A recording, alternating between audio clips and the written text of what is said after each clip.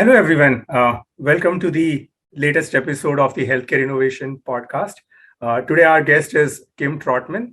Kim currently is the Managing Director and Vice President at Medicept, which is a consulting firm.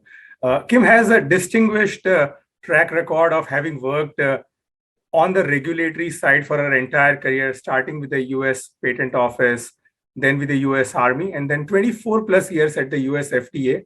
She has had a chance to work on many interesting initiatives at the US FDA. So, Kim, welcome and thank you so much for taking the time to make to our podcast episode. Thank you very much. It's a pleasure to be with you. Great, Kim. Without wasting any time, we are so keen to hear about your journey, the kind of work that you did, and how did you evolve your career. So maybe if you can start with that for our listeners. And then there are so many other interesting questions and topics that we would love to cover with you. Well, thank you very much. I started my journey probably, in the early, well, we won't put an exact date, it'll date me too old, but in my early days, I always wanted and was interested in medicine and applying medicine to engineering. So back in the days, biomedical engineering was not a undergraduate degree in the United States, except for 4 different universities that weren't anywhere close to me growing up in Pennsylvania. So I needed to go to college and find a degree with the goal of getting my master's in biomedical engineering, which is what I did. So I went to school at Penn State University, got my undergraduate degree. Like you mentioned, I put myself through school with the Army, where I actually was in the Medical Service Corps, not a medical doctor, but helped to run an infantry field hospital. And after that, I finished my master's in biomedical engineering. My husband was Navy. And to be quite honest, he was stationed in the Washington, D.C. area. So I, of course, was looking for employment in the D.C. area. As you mentioned, I started off at the patent office because the Food and Drug Administration actually had a hiring freeze on at the time. So I started off in patents in biotechnology, did a lot of patents, especially in the clinical analyzer space and a whole bunch of other areas. But that was not my true desire. My true desire really was medical devices, because while I was at university, I actually worked for a medical device manufacturer growing up in Pennsylvania. So my very first summer, I was second shift, actually testing the small little hand catheters that you put in for IVs and testing the hub and the catheter joint, and just tested about 60,000 of those a night. So not the most stimulating from an intellectual standpoint for that first summer job, but the next summer I got to get up into the quality assurance laboratory, where I started being able to do LAL testing off of the ethylene oxide sterilization processes, some of the microbiology testing, and all kinds of different QA testing. And that's what really kind of started exposing me to the quality side a bit more. So after I got my degree, worked at the patent office, got up to FDA, I started using that interest in the quality side, and I was a compliance officer. So what that means in the FDA is that you basically are a jack of all trades. And I worked in the office of compliance for 15, 18 years in many different ways, shapes, and forms.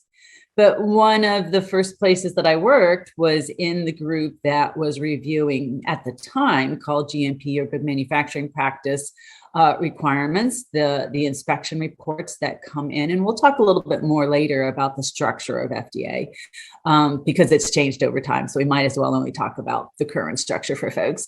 But at the time, this was the group that was reviewing the inspection reports that were performed by the inspectorate all over the globe, and reviewing that, writing warning letters if need be, taking additional steps for other type of regulatory actions. Don't get scared. They aren't all that normal past the warning letter, but there were times that we were taking legal actions such as seizures and injunctions and so forth.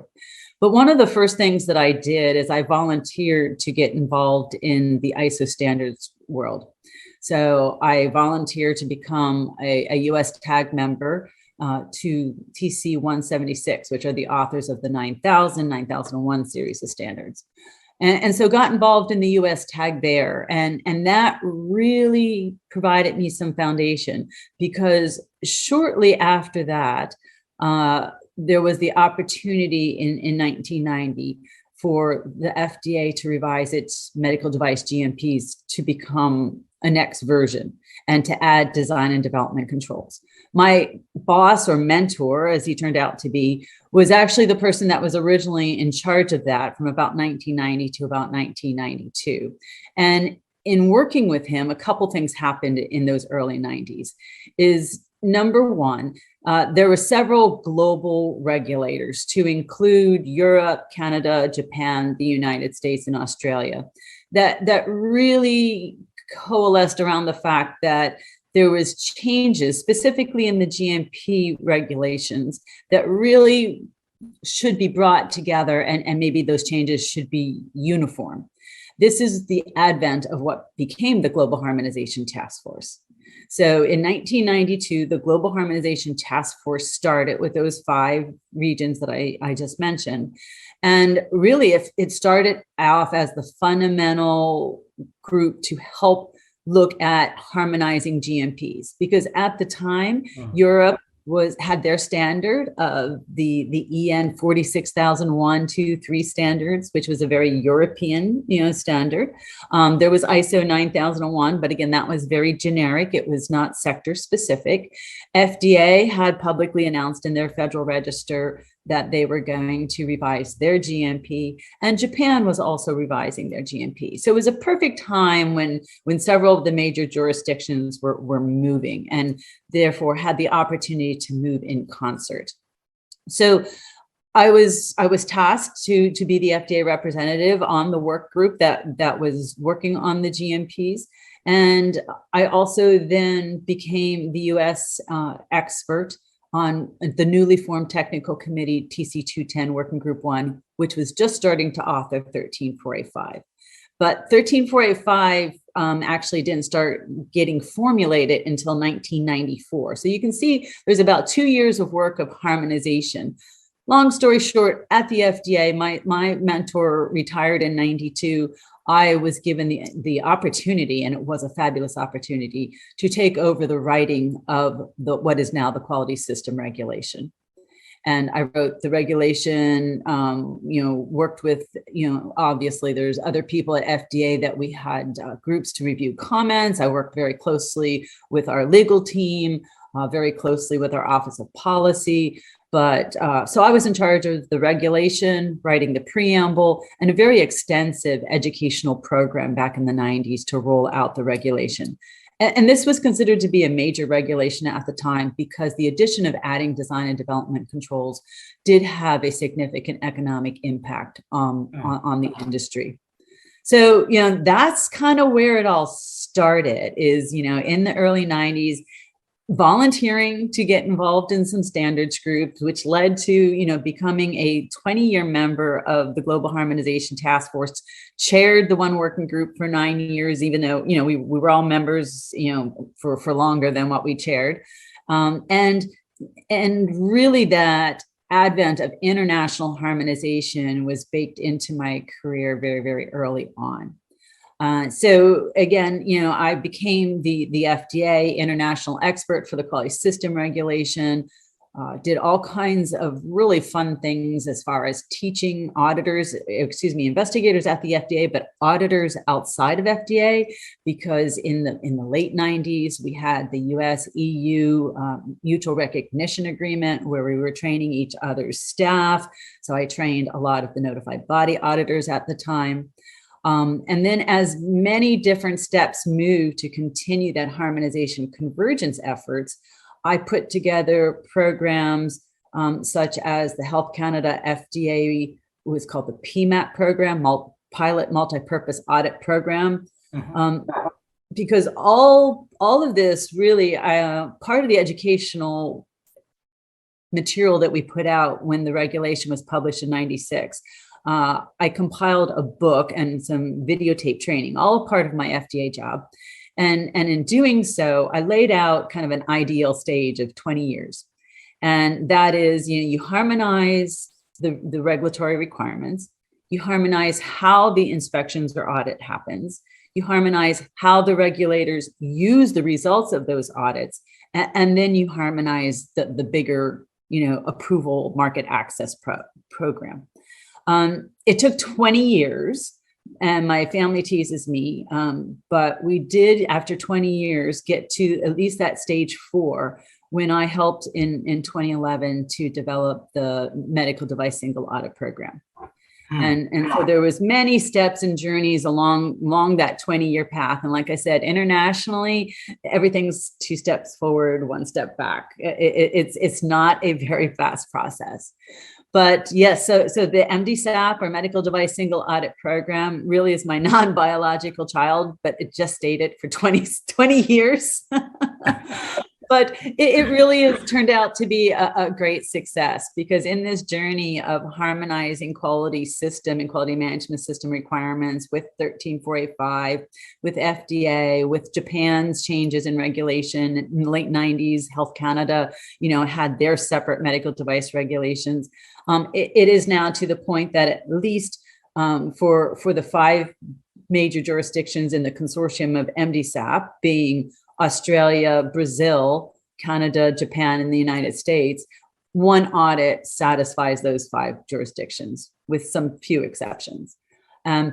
So, obviously I'm skipping through a lot of different things, but at the end of my career, I was chosen by Dr. Shuren, who's still the center director at FDA, to be the associate director for international for all activities, not just post-market, not just quality management system. And so then that also gave me great exposure to a lot of the other pre-market, not that I didn't already work in those areas, but it allowed me to then also work directly with some of the pre-market harmonization standards and initiatives.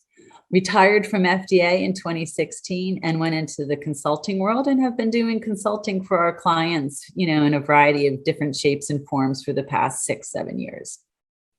All right, that's like you said, you could skipped a few things, but still quite a journey. And the kind of I had read about your work a lot, Kim, but now that you mention, I can imagine a lot of unification, simplification that exists today in the medical device world. You have had a pivotal role to play in that. So thank you for all the work you did over the years. One question I do have is, while you worked on medical devices, specifically on international unification of standards, maybe if you can enlighten our viewers and listeners a little more about what are the different facets to the US FDA or any regulatory agency, because all of us have a very small unidimensional view. We look at things which we read in the media around a multi-million-dollar fine being imposed, but there is a lot more to a regulator's work and responsibility, and would love to just learn a little more on that. Sure. So as you said, every regulatory agency is unique, not only in their structure and organization, but also their laws, their foundational laws. And that is sometimes the challenge when you're doing any type of international convergence or harmonization work, is that you're dealing with laws that oftentimes the regulators themselves don't have the opportunities to change. I mean, these are coming down in the US, for example, from the Congress and other lawmakers and politicians.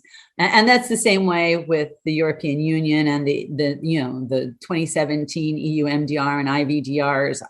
When I was at FDA, we were actually had a whole host of European Parliament politicians come and talk to us because they were the ones making the law. So, what's first of all, everybody has to recognize is that laws come from different parts of the governments. And then, of course, those laws can cascade it down. And then the regulatory agencies have the obligation of promulgating specific rules, regulations, and so forth to enforce and to take those laws into practice. But from a US perspective, it is very complex. For most of the regulators aren't as big as the US FDA, to be quite honest. So what you have is 5 different centers that has an office of the commissioner that sits over top. In the office of the commissioner, besides the commissioner themselves and some of the sub offices there's a couple key offices. Number one, the Office of International Policy sits up at the commissioner's office, but just as important is the Office of Regulatory Affairs. That office is the office that controls all the inspectors that sit anywhere around the globe. So all the FDA inspectors report up to this Office of Regulatory Affairs, which sits over top of everybody in the commissioner's office.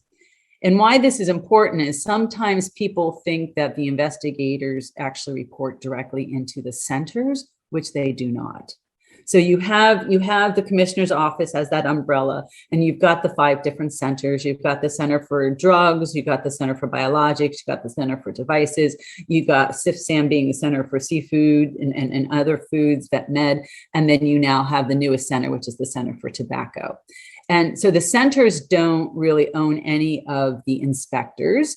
They issue processes called compliance programs to that Office of Regulatory Affairs, who then is in charge of the investigators as well as compliance officers that are located throughout the United States, but also at some of our international offices to include India, Europe, China. There's 2 down in South America. So that's kind of unique in that structure. Then if we look at the Center for Devices and Radiological Health, then that's its own little microcosm.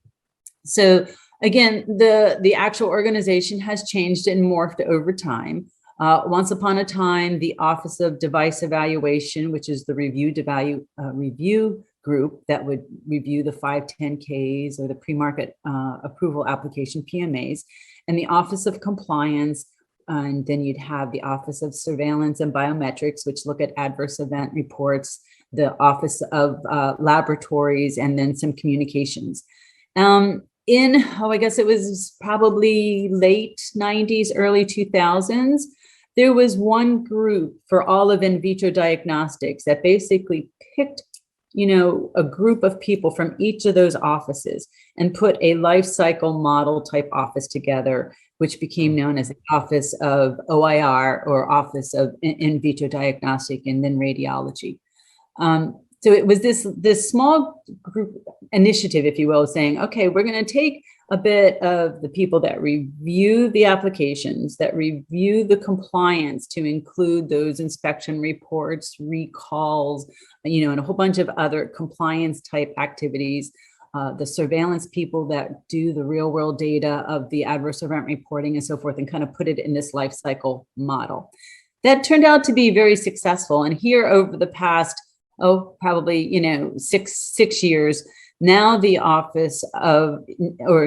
now the center has what they call a super office that for all the other commodities and medical devices, not just diagnostics, went to this life cycle or life product model, where now the people are organized into, cardiovascular, orthopedics, and so forth.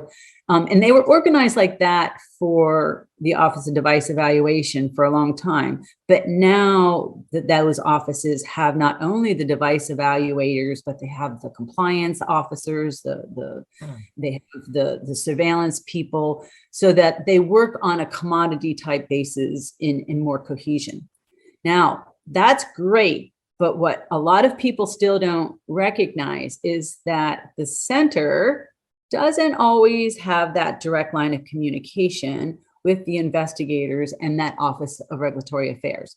Do they talk? Of course. But sometimes when manufacturers have an inspection and receive what's called a Form FDA 43, which is observations about possible non-compliances, they often assume that investigator may be in direct communication with the center. And that is not typically the case, unless there's an escalation, not a good one, an enforcement escalation. And then as the problems that the agency are trying to deal with increase, the communication increases.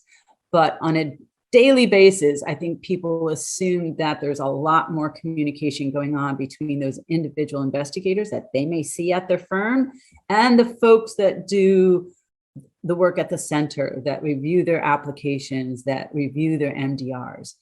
That's something that even, for folks in the US, I constantly, tell them, no. FDA is too big. You're assuming way too much communication than what really happens. I wanted to ask, so is that by design or is that just because of the size and magnitude of the FDA? In part, it's the size and magnitude, but originally all the investigators reported, separately, because they didn't think that they would have.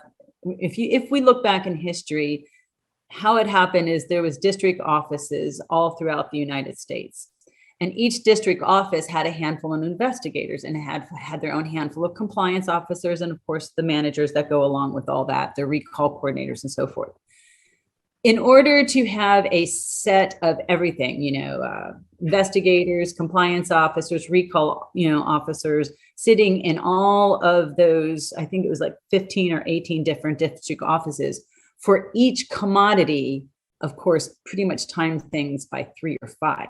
So the people that were working in the districts were much more generalists. So the investigators oftentimes might, if you go up north of DC into Baltimore, one day they might be working imports, exports on the docks, literally in the harbor of Baltimore. Then the next week they might be doing a pharma investigation, and then another week they might be doing an in vitro diagnostic medical device manufacturer down the road. So they actually were tasked to do a lot of work across the commodities for resource purposes. Now, that doesn't mean that over time there haven't been specialists. So many people may know that there's, the CBER drug team, there's the team bio, and there's, medical device specialists. So people did, as they were in the district offices, start to become specialized to some degrees in some of the commodities. But even if they were specialized, it didn't mean that they couldn't get a task to go do something in a different commodity. And again, that really was for resource purposing. There wasn't enough people to have, 20 people that just did pharma, or 20 people that just did devices, 20 people that just did biologics, 20 people that just did, imports, exports.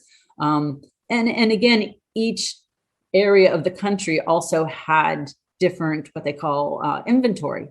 So FDA has an inventory of all the people that are registered with FDA for different reasons. Some districts are known to be stronger in medical devices because there's more medical device manufacturers around. Boston, Texas, Florida, California, San Francisco, Los Angeles, Minneapolis. Others are very well known to have a high concentration of pharma companies, New Jersey.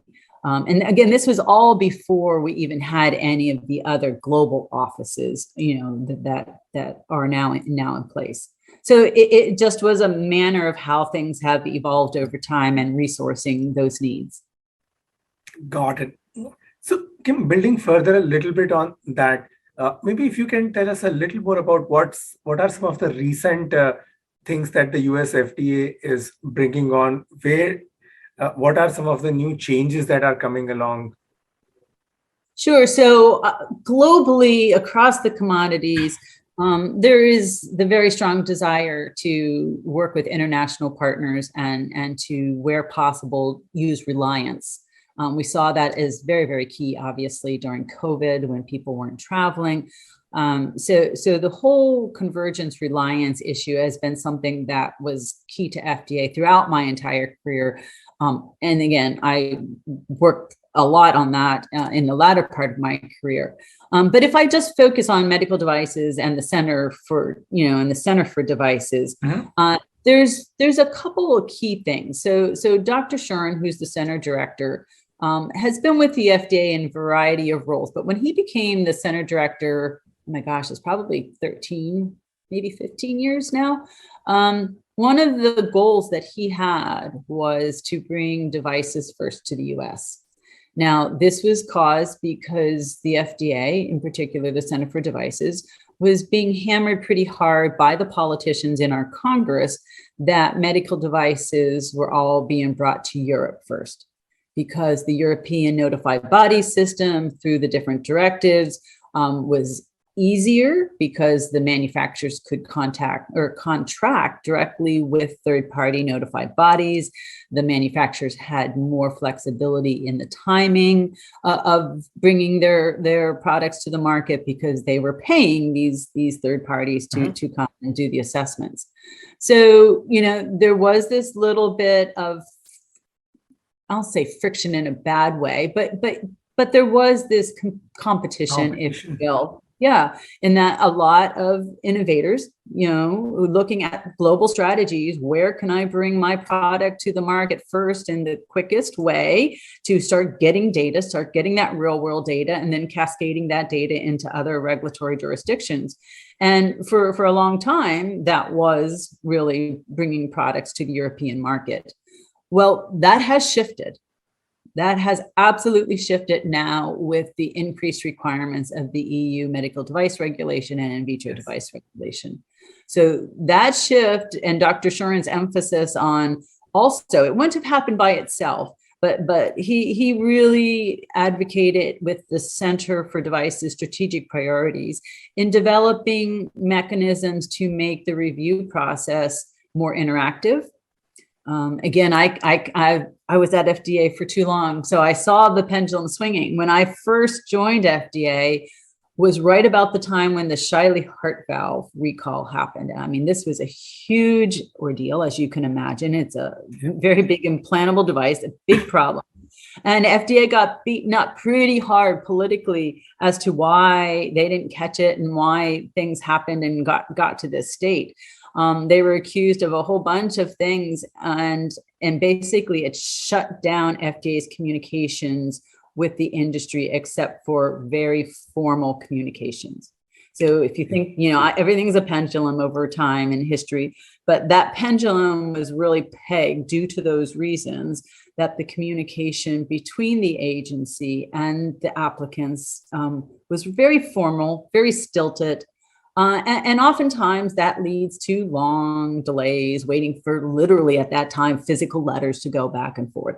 So over the years, there's been many initiatives to kind of bring that communication back to a workable level. And then honestly, the current CDRH management has worked very, very hard to take some of the formality out. So the pre-sub meetings, the pre-submission meeting program, the interactive review, allowing the reviewers to send emails with questions and deficiencies and so forth without all the formal communication until such point, sometimes a regulatory agency does have to get formal at some point, but it allows some of that informal communication and programs of talking to FDA ahead of time has really opened up that friendlier FDA working with the company. Now, one of the things that innovators need to understand, though, is FDA is not going to tell you exactly how to do it. They still have to, by law, leave it open to the manufacturers to do it a variety of different ways. But that early consultation can help formulate a more focused path that has a higher probability of being successful. Mm-hmm. And FDA does not approve procedures, does not approve protocols. So that's something that sometimes people think, oh, well, FDA said this. And you have to be careful. FDA isn't approving anything except for a class 3 PMA device and clearing all the rest of the class devices. They don't approve those procedures. So sometimes I find even the big mature manufacturers really kind of handcuff themselves sometimes because they're trying to please the FDA to such an extent that they're trying to please a particular reviewer or a particular investigator. And honestly, I teach people, it's okay. It's okay to technically, scientifically disagree and have those discussions to do what is best for your product, your company, and your organization. Makes sense. Makes a lot of sense. I have always, being a physician, been fascinated by the work that the FDA does, the kind of impact one could generate through policy making, through regulation.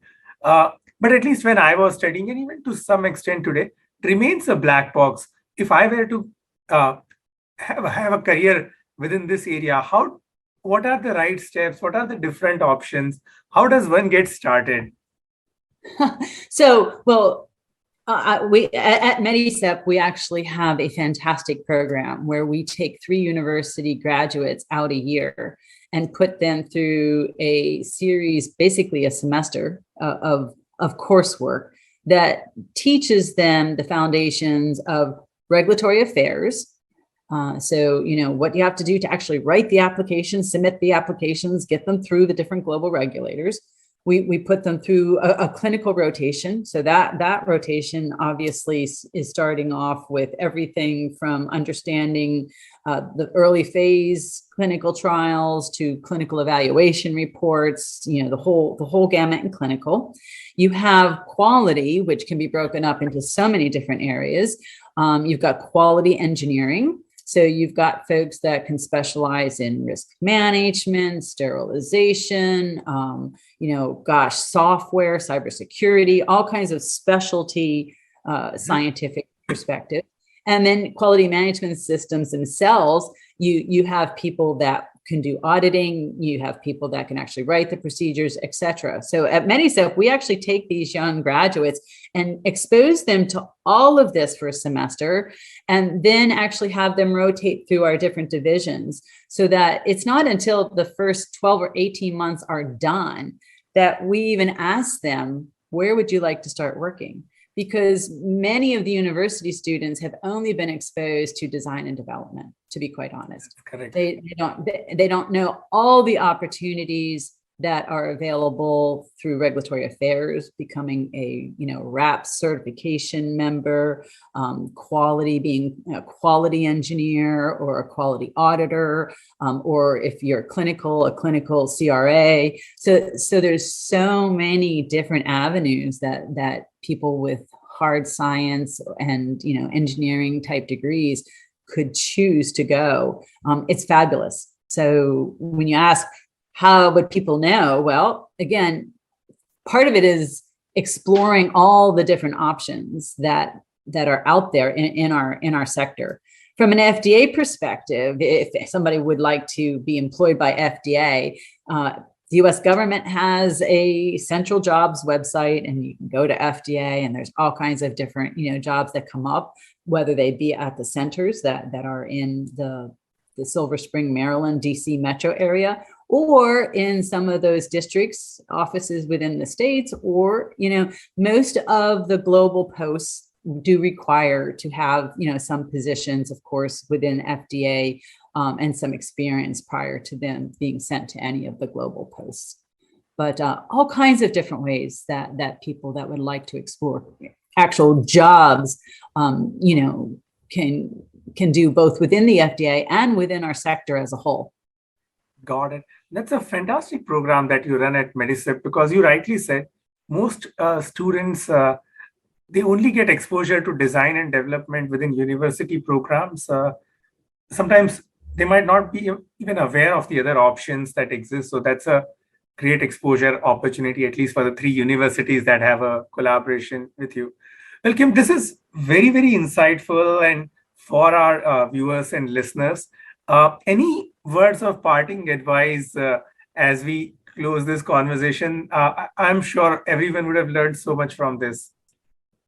So I think we're at a fantastic time here in the medical device industry. We have got all kinds of fantastic opportunities and challenges at the same time. When I was at FDA, one of the things that I helped to develop was some foundational policies in 2 key areas that I would say people can and probably are keeping an eye on. Number 1 is digital health. Everything from wearables to the software as a medical device to, all of those great opportunities to see where the digital age can bring us as patients, users, and regulators forward is going to evolve quickly. And if you want to keep abreast of some of those cutting edge, I would highly recommend people keep an eye on IMDRF, which is the International Medical Device Regulators Forum. Okay, so this is the consortium that took over after 20 years from that Global Harmonization Task Force. And, there's many more countries involved in the IMDRF, and they are putting out some great guidance on some of these cutting edge aspects, because this is where their hands are not tied yet by legislation. And so they have the opportunity to coalesce as a global regulator group to put out guidances and certain documents on some of these cutting edge technologies.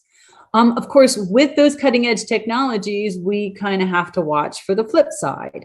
Hence why cybersecurity is so hot and very important. Obviously, patient information security is very important. Real world data. With the advent of all the computers and systems, the amount of data and data analysis that we have at our fingertips is greater, but sometimes manufacturers are having more difficulties in knowing what to do with all that data, how to analyze that data, how to make sense of all that data.